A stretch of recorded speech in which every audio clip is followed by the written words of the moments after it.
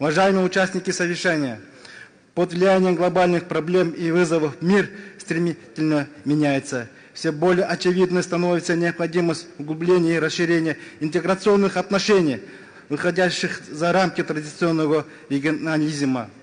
Конечно, итог развития государства предполагает расширение границ политического диалога и взаимовыгодного экономического сотрудничества.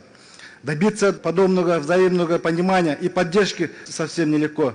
Подтверждением тому являются наблюдаемые в международных отношениях следующие процессы.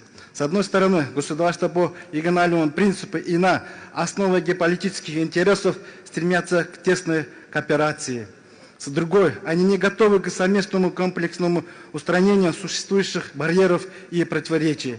В результате такого прохода выгода от участия в интеграционном проекте становится пропорциональной уровню экономического развития страны.